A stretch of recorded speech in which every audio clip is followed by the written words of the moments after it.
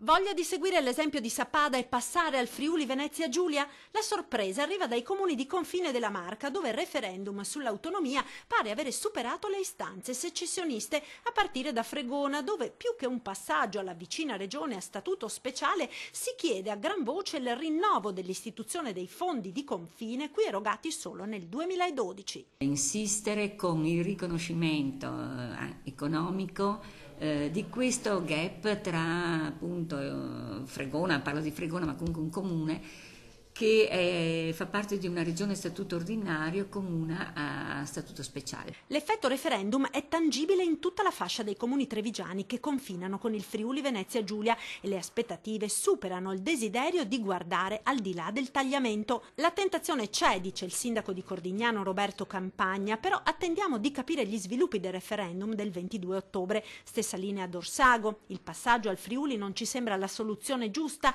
ci sentiamo veneti, aspettiamo la trattativa per l'autonomia, sottolinea il primo cittadino Fabio Collot. Siamo veneti, ribadisce il sindaco di Gagliarine Mario Cappellotto. La più dura è la posizione del sindaco di Mansuele Onio Milan. Sono veneto e voglio restare veneto, dice, lanciando poi un appello a tutti i veneti. Visto che loro hanno preferito andare in cerca di soldi, io dico evitate di andare, non andate in ferie a Sappada. Intanto si dividono i residenti nei comuni di confine che comunque, a parte qualche caso isolato, preferiscono il Leone all'Aquila del Friuli.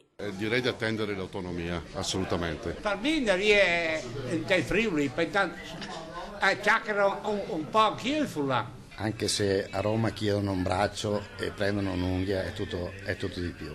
Ma mi sono italiano, sono la prima che Veneto. Un nuovo finanziamento per i comuni confinanti che hanno dei disagi notevoli nei confronti degli altri comuni, quindi solo per parificare questa cosa qui. È meglio aspettare qua l'autonomia.